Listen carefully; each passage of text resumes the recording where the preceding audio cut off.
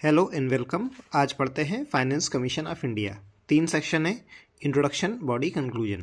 Introduction छोटा but impactful. It is a constitutional body under article 280 of Indian constitution. It plays crucial role in fiscal federalism. हो गया। ये भारत के संविधान के अनुच्छेद 280 के अंतर्गत एक संवैधानिक संस्था है जो वित्तीय संघवाद में सहायक है। हो गया। अब आते हैं इसका की फंक्शंस बॉडी पार्ट में। बॉडी पार्ट में देखिए, हम ये नहीं कह रहे हैं कि इसमें जितना लिखा है आपको सब लिखना ही आंसर में। वो डिपेंड करता है क्वेश्चन में। हो सकता है कि उसके फंक्शन से क्वेश्चन आ जाए, हो सकता है कि उसके कौन से स्टेप्स लिए गए हैं ताकि फाइनेंस कमीशन अच्छे से काम कर सके। हो सकता है क्वेश्चन में ये हो कि चैलेंजेस क्या हैं, तो डिपेंड करता है। तो हम बेसिकली बॉडी पार्ट में 3 जो डायमेंशंस हैं वो लेके चलते हैं। उनमें से किसी 2 से क्वेश्चन आ सकता है या 1 से क्वेश्चन आ सकता है। इंट्रो आपने देखा कि छोटा था बट इम्पैक्टफुल था। अब आते हैं बॉडी पार्ट में। पहला है की फंक्शंस। इसके प्रमुख कार्य क्या हैं? तो पहला क्या है? Distribution of tax revenue between centre and states. केंद्र और राज्यों के बीच में करों का बंटवारा। जैसे आप देखते हो कि इनकम टैक्स होता है या कॉरपोरेट टैक्स होता है या हमारा जीएसटी होता है, तो ये इसका जो टैक्स का कलेक्शन होता है इसमें से कितना हिस्सा केंद्र को मिलेगा, कितना हिस्सा राज्यों को मिलेगा, ये आखिर कोई डिसाइड करने वाली बॉडी तो होनी चाहिए ना, नहीं तो ऐसे झगड़ा हो जाएगा। तो ये काम कौन करता है? भारत का वित्त आयोग करता है। तो हमने पहला पॉइंट क्या देखा? Distribution of tax revenue between centre and states. इसी को बोलते हैं डिविजिबल पूल ऑफ टैक्सेस, यानी कि वो टैक्सेस जो डिवाइड हो सकते हैं सेंटर और स्टेट के बीच में, उनका फार्मूला देता है। सेकेंड आता है recommends grants in aid to states. राज्यों को सहायता अनुदान के बारे में, राज्यों को दिए जाने वाले सहायता अनुदान के बारे में सिफारिश करना। ये केंद्र सरकार को सिफारिश करता है कि आपको राज्यों को कितना सहायता अनुदान देना चाहिए। तो जो सहायता अनुदान होता है ये स्पेसिफिक भी हो सकता है, मतलब सामान्यतः ऐसा होता है कि जो गरीब राज्य होते हैं उनको ज़्यादा दिया जाता है, या कोई ये ऑब्जेक्टिव स्पेसिफिक भी हो सकता है कि एजुकेशन के लिए, हेल्थ के लिए, इंफ्रास्ट्रक्चर के लिए, है ना। तो can be specific for education, health care etcetera. Next है review of fiscal policies of centre and states. ये केंद्र और राज्य की राजकोषीय नीति का मूल्यांकन भी करता है। किस लिए? To ensure sustainable and equitable development, ताकि जो विकास हो वो आपका सतत हो और कैसा हो, वो समावेशी हो, है ना। अगर आप उसको, अगर फिस्कल पॉलिसी को इवेल्युएट नहीं किया जाएगा तो हो सकता है कि वो अनसस्टेनेबल वे में एक्सपेंडिचर हो। तो फिस्कल डिसिप्लिन भी इंश्योर होता है और ये भी मेक श्योर होता है कि डेवलपमेंट इंक्लूसिव और सस्टेनेबल हो। नेक्स्ट है advices on the management of public डेब्ट। सार्वजनिक ऋण के प्रबंधन में भी ये सलाह देता है सरकार को कि जैसे हमारे पास पैसे कम हो जाते हैं, हम कर्ज लेते हैं, तो ऐसे सरकार भी कर्ज लेती है। तो किस तरीके से अपने ऋण का प्रबंधन किया जाए ताकि कम से कम फिस्कल लॉस हो, इसका भी वो आपको एडवाइस करता है सरकार को। नेक्स्ट क्या है? Any other matter of sound finance referred by the president to finance commission. या अन्य कोई ऐसा कार्य जिसमें वित्तीय विषय जुड़े हों और उसे राष्ट्रपति वित्त आयोग को ऐसा सौंपता है। तो हमने क्या क्या फंक्शन देखे, एक बार रिकॉल कर लेते हैं। Distribution of tax revenue between centre and states, केंद्र और राज्य के बीच में करों का बंटवारा। Recommends grants in aid to states, राज्यों को दिए जाने वाले सहायता अनुदान की सिफारिश करना। तीसरा review of fiscal policies of centre and states, केंद्र और राज्य के राजकोषीय नीति का मूल्यांकन करना। Advices on the management of public debt, सार्वजनिक ऋण के प्रबंधन के बारे में सलाह देना। एंड नेक्स्ट क्या है? Any other matters of sound finance referred by the president to finance commission. कोई भी ऐसा विषय जिसमें कोई भी ऐसा वित्तीय विषय जो राष्ट्रपति द्वारा आयोग को सौंपा जाए। ये आते हैं फंक्शन। अब आते हैं सिग्निफिकेंस, यानी कि इसका महत्व क्या है। तो पहला काम है, क्या करता है ये? फिस्कल इक्विटी इंश्योर करता है, यानी ये आपका राजकोषीय समता सुनिश्चित करता है। राजकोषीय समता क्या होती है? राजकोषीय समता, देखिए समता और समानता में अंतर होता है। इक्वालिटी मतलब होता है सबको बराबर, इक्विटी मतलब होता है जिसको जितनी आवश्यकता है। तो जैसे कोई राज्य गरीब है तो उसे ज़्यादा फंड चाहिए डेवलपमेंट के लिए, किसी का अपना जीडीपी का साइज अच्छा है, उसके खुद के रेवेन्यू बहुत अच्छे हैं, तो उसको केंद्र सरकार से थोड़ा कम मदद चाहिए। तो ये क्या इंश्योर करता है? जिसको जितनी मदद की आवश्यकता हो उतना मिले, यानी कि क्या इंश्योर करता है? इक्वालिटी नहीं, फिस्कल इक्विटी। कैसे करता है? By insuring a fair and equitable distribution of resources between the centre and states, केंद्र और राज्यों के बीच में संसाधनों का उचित बंटवारा सुनिश्चित करके। उचित का अर्थ यहाँ पे क्या हुआ कि भाई अगर किसी को ज़्यादा आवश्यकता है तो ज़्यादा दिया जाए, कम आवश्यकता है तो कम दिया जाए। एग्जाम्पल जैसे हमने देखा, ये हमने डायग्राम बना दिया, यहाँ हमने लिखा 13th finance commission, 14th finance commission, 15th finance commission. हालांकि 16th फाइनेंस कमीशन का वो गठन हो गया है, लेकिन उसने अभी अपनी कोई रिपोर्ट सबमिट नहीं की है। तो आप देखते हैं कि 13वां वित्त आयोग में जो राज्यों को पैसा मिलता था वो 32%, 14वें में कितना मिला 42%, 15वें में कितना मिला 41+1 यानी 42%। तो हमने इसको डायग्राम के थ्रू दिखा दिया। ठीक है, यहाँ पे हमने लिख भी दिया कि share of states individual pool of taxes. ठीक, तो ये हमारा छोटा सा डायग्राम हो गया। अब आते हैं नेक्स्ट क्या है इसका सिग्निफिकेंस? हॉरिजॉन्टल इक्विटी इंश्योर करता है। क्षैतिज समता कैसे इंश्योर होता है? तो ये जो आपने अभी देखा ये वाला है ना, ये क्या है? ये वर्टिकल इक्विटी है ना, केंद्र और राज्य के बीच में। जैसे अगर 100% मान लीजिए टैक्स रेवेन्यू आया, कर से जो पैसा कलेक्ट हुआ, जिसे हिंदी में हम कर राजस्व कहते हैं, तो मान लीजिए अगर 100% कर राजस्व है तो उसमें से 42% किसको मिल रहा है? राज्यों को, और 58% किसको मिल रहा है? केंद्र सरकार को।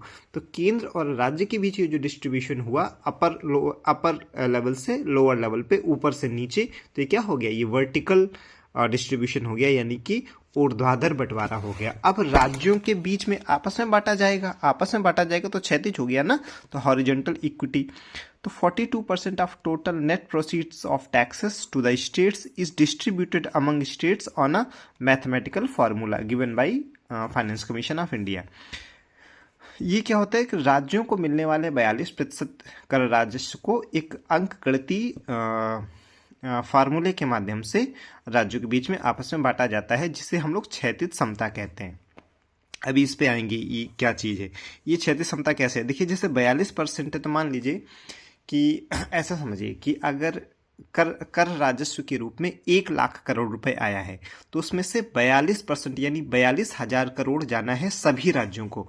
अब इन राज्यों में से किस राज्य को कितना मिलेगा? तो अगर कोई फार्मूला नहीं होगा तो सारे राज्यों में झगड़ा हो सकता है कि हमको ज़्यादा मिले। तो वो जो राज्यों का टोटल आया है हिस्सा, उसमें से किस राज्य को कितना मिलेगा, उसका जो फार्मूला है उसे हम बोलते हैं हॉरिजॉन्टल डिस्ट्रीब्यूशन। और उसमें कुछ क्राइटेरिया बनाए गए हैं कि ऐसे ही नहीं किसी राज्य को ज़्यादा मिलेगा, कुछ क्राइटेरिया है। जैसे कि जो भी पैसा जाना है उसमें से 45% जो हिस्सा है वो इनकम डिस्टेंस यानी आय की दूरी के आधार पे, यानी जो सबसे डेवलप्ड स्टेट्स होगा उसको बेस मानते हुए फिर जिसका सबसे कम डेवलपमेंट होगा उसको इनकम डिस्टेंस कहा जाएगा। जैसे मान लीजिए कि झारखंड सबसे पुअर है और महाराष्ट्र सबसे रिच है बड़े स्टेट्स में से। तो महाराष्ट्र में मान लीजिए पर कैपिटा इनकम है, सपोज कर लीजिए कि 1 लाख प्रति व्यक्ति है, और झारखंड में कितनी है 10,000 है, तो यहाँ पे इनकम डिस्टेंस कितने का रहा है 90,000 का रहा है। तो जो इनकम डिस्टेंस जितनी ज़्यादा होगी जिसकी, उसको वेटेज ज़्यादा मिल जाएगा। तो 45% मिलेगा आय की दूरी। 15% एरिया के आधार पे, यानी 15% है वो क्षेत्रफल के आधार पे मिलेगा। 15% पॉपुलेशन जनसंख्या के आधार पे। 12.5% डेमोग्राफिक परफॉर्मेंस यानी जनांकिकी प्रदर्शन मतलब क्या है कि राज्य ने अपने डेमोग्राफी को साउंड रखने के लिए, मेंटेन करने के लिए अच्छे से काम किया है कि नहीं। 10% किसके लिए मिलेगा?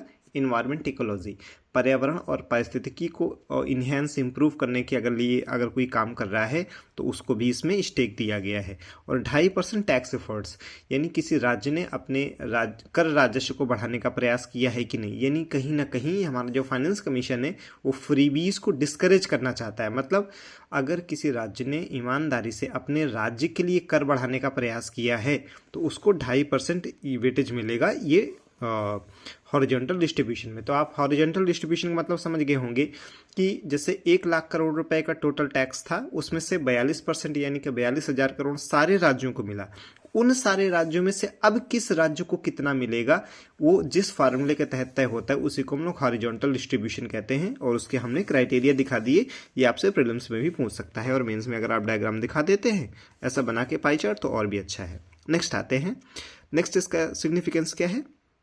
बैलेंस्ड रीजनल ग्रोथ, यानी संतुलित क्षेत्रीय विकास। चूंकि इसमें इक्विटी इंश्योर की जा रही है तो ऐसा नहीं किया जा रहा है कि कुछ स्टेट्स का ही डेवलपमेंट किया जा रहा है, यानी जो विकास होना चाहिए वो समावेशी होना चाहिए, यानी कि BGR होना चाहिए, बैलेंस्ड रीजनल ग्रोथ। ठीक, by providing financial assistance to less developed states. जैसे पीछे हमने देखा था ग्रांट्स एंड एड, तो अगर कोई राज्य गरीब है तो उसको सहायता अनुदान ज़्यादा मिलेगा। नेक्स्ट है फिस्कल डिसिप्लिन। अब इस क्राइटेरिया से आपको क्या लग रहा है कि अगर कोई अपने डेमोग्राफिक परफॉर्मेंस को इम्प्रूव नहीं करेगा तो उसको वेटेज कम हो जाएगा। अगर कोई टैक्स एफर्ट्स बढ़ाने का प्रयास नहीं करेगा तो उसका वेटेज क्या हो जाएगा, कम हो जाएगा। तो कहीं ना कहीं ये वित्तीय अनुशासन को भी बढ़ावा देता है। कैसे? Through horizontal formula. नेक्स्ट आता है गुड गवर्नेंस। ये गुड गवर्नेंस, अच्छा अभिशासन, ये कैसे आएगा? By encouraging efficient and effective utilisation of public funds. अगर कोई सार्वजनिक जो धन है उसका समुचित प्रयोग करता है तो उसको बढ़ावा दे, अगर कोई बढ़ावा दे रहा है, एफिशिएंट तरीके से काम कर रहा है, तो गुड गवर्नेंस भी बढ़ेगा। अब आते हैं कि चैलेंजेस क्या है। तो चैलेंजेस में हमको क्या पॉइंट देख सकते हैं? Balancing equity and efficiency. देखिए इक्विटी और एफिशिएंसी थोड़ा सा अपोजिट है, विरोधाभास है। इक्विटी मतलब जिसको जितनी ज़रूरत है, और एफिशिएंसी क्या कहता है कि अच्छा से अच्छा काम करो। तो ऐसा भी हो सकता है कि कोई एफिशिएंट ना हो बट उसकी आवश्यकता हो, तो आपको एक साथ दोनों चीज़ें इंश्योर करनी है। जिसकी आवश्यकता जितनी ज़्यादा है उसको उतना हेल्प करना है और एफिशिएंसी भी मेंटेन करना है। तो दोनों में बैलेंस करना थोड़ा मुश्किल होता है। तो एक चैलेंज क्या है? Balancing equity and efficiency. Second है ओवरकमिंग डाटा लिमिटेशंस। यानी यहाँ पर क्या होता है कि जो भी ये चीज़ें फार्मूला बनाया जाता है तो कोई ना कोई डेटा होता है ना। तो डेटा ऐसा नहीं होता कि बहुत वास्ट होता है। तो लिमिटेड डेटा के आधार पे अगर आप कोई फार्मूला बना रहे हैं तो हो सकता है वो कभी काम करे या कभी काम ना करे। नेक्स्ट आता है चेंजिंग फिस्कल लैंडस्केप। बदलते हुए आर्थिक परिदृश्य। हर राज्य की आर्थिक स्थिति बदलती रहती है, तो फिर आप वो तो 5 साल के लिए एक बार फार्मूला बन जाता है ना, तो फिर उसमें दिक्कत होगी कि अगर आर्थिक स्थिति बदल रही है तो कैसे एकमोडेट करेंगे। फार्मूला तो पहले बन चुका है। नेक्स्ट आता है विथ स्टैंडिंग पॉलिटिकल प्रेशर। राजनीतिक दबाव झेलना, कि कहीं ना कहीं केंद्र सरकार का और राज्य सरकारों का उस पर दबाव भी काम करता है कि जैसे कि राज्य सरकारें हमेशा आरोप लगाते हैं कि ये हमेशा केंद्र के दबाव में काम कर रहा है, इस टाइप से।